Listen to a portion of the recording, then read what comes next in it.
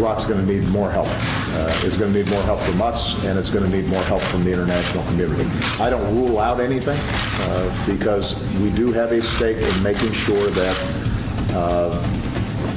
these jihadists are not getting a permanent foothold in either Iraq or Syria, for that matter. We're not going to be able to be everywhere all the time.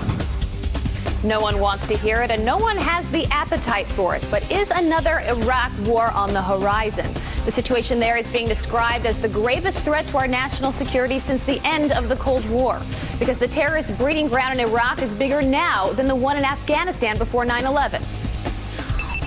Many experts I've been speaking to believe this region now, the open battlefront between Iraq and Syria, is the new breeding ground where the new bin Ladens are being born. And there are about 10,000 foreign fighters, including 3,000 with European passports, who could easily come into Europe and then perhaps make their way into the United States. I think the U.S. should be involved in airstrikes targeting these camps.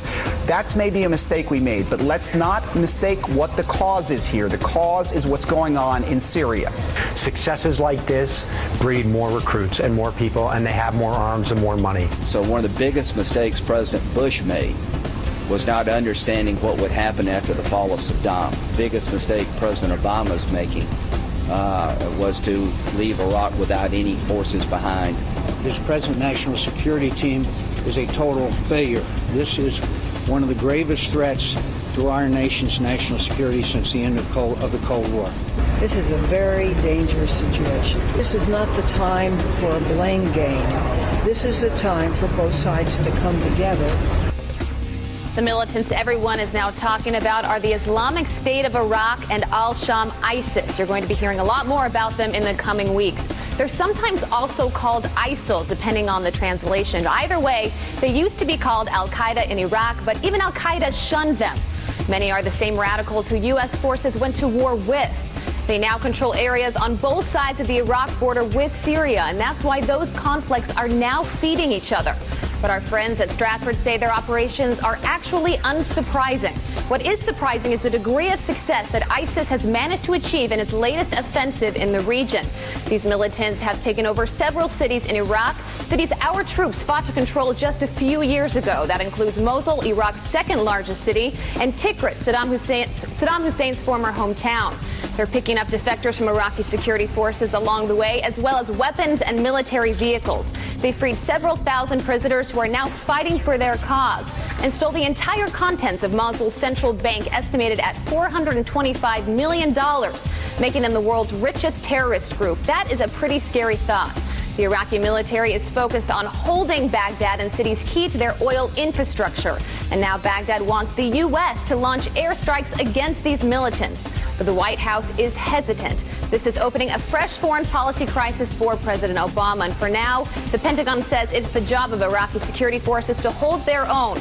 But that could all change if Baghdad falls. 500,000 Iraqis are already displaced. And remember, the U.S. lost 4,500 troops during Operation Iraqi Freedom. 32,000 others came home wounded. We start with NBC News Pentagon Chief Jim Miklaszewski at DoD headquarters. And Mick, we know Iraq wants U.S. airstrikes, but it is not that simple, is it? No, not at all. And I can tell you that despite the president's statement today that we have many military options on the table, that's true. But many of those options are not very good options. And right now, according to senior DOD and military officials, there is no active planning for any of these kinds of airstrikes that the Iraqis are asking for. And in fact, some say it's not likely that there will be military airstrikes for a whole host of reasons, not the least of which is that the U.S. has very little intel on the ground. I mean, if you remember back to the beginning of the war in Afghanistan, there were U.S. Special Operations Forces on horseback with laptops. Do you remember that? Wow. They were providing the kind of target information that our aircraft and our ships that have Tomahawk guided missiles, they were providing them the kind of information they need to zero in on the targets that need to be hit.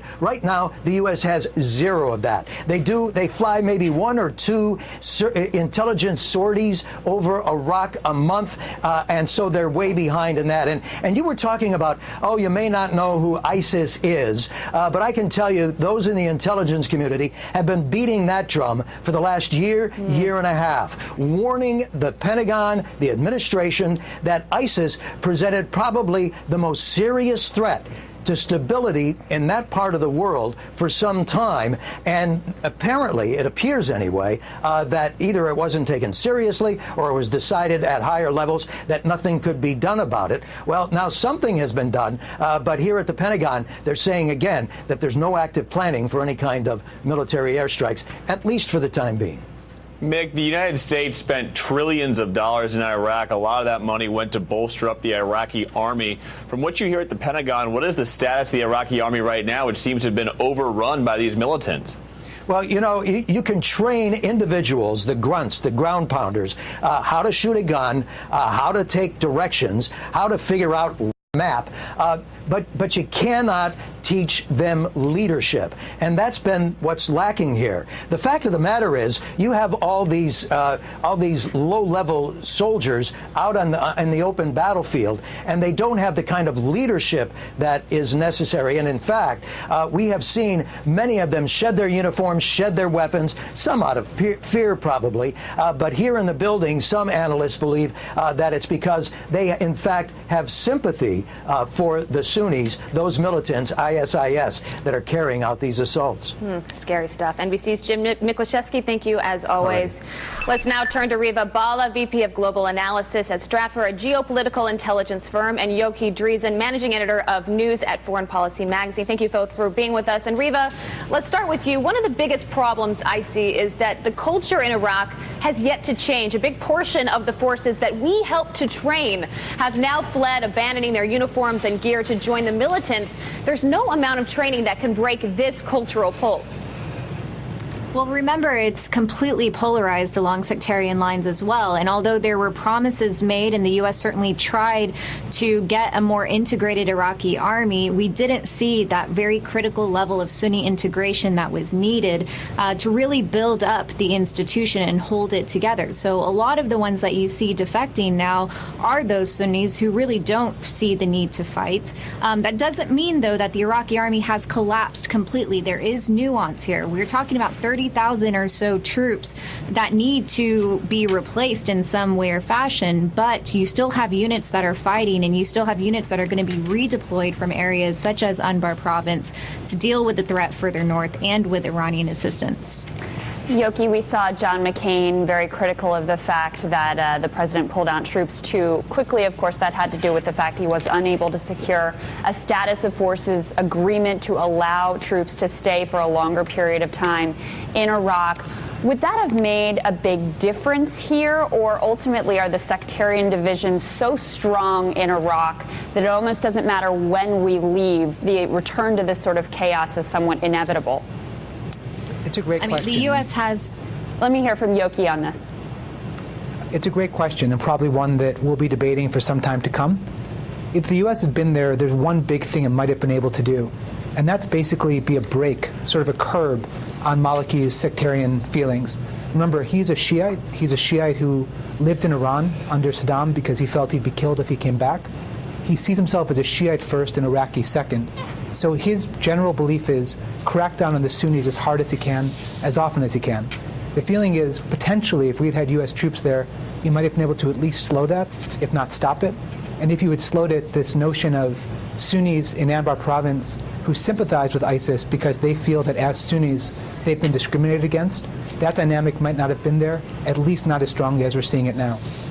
Riva, as usual, this is a multi-country problem. When we talk about the Middle East, it's almost always a multi-country issue. Part of the problem here is spillover from the Syrian civil war, and now a new problem might be arising in that Iranian President Rouhani is promising to get involved to help quell the terrorism. So we've got to look at this as a multi-country situation. Certainly, there are threats and opportunities here. So Iran, as you said, they already have troops on the ground, IRGC forces reinforcing Iraqi army units to basically check the advance of ISIL toward Baghdad, and they're going to be able to do that. Now, that comes at the expense of reinforcements for Assad, but that is that you'll see Iran focus on. Now, at the same time, you have Turkey watching the situation very closely. They have a very, very quiet and small presence up in northern Iraq already, an entrenched presence there that will deepen, and that's really the battleground for Iranian-Turkish competition. The Saudis stepping back, this is really not that bad of a situation for them. On the one hand, they do want to contain the jihadist threat overall, but seeing Iran weaken and not have as strong of a consolidated Shia authority in Baghdad, that strong central authority endure, this is a nice distraction for Saudi to have while the U.S. and Iran are negotiating. Yoshi, one thing that I find so fascinating about this region is that it's so tribal. And one thing that has happened in Syria is that you have all these militant factions fighting each other, and it's very unclear as to where the real loyalties lie, and a new militia seems to come up every single night.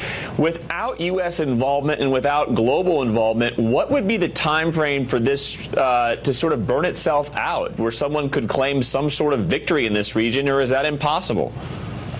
I'm not sure if it's impossible, but the scary thing is it could take a long time. There's no historical parallel that always holds one to another. But if you think back to Lebanon, that civil war raged for more than a decade. So think about the Syrian civil war. We're heading into year 4.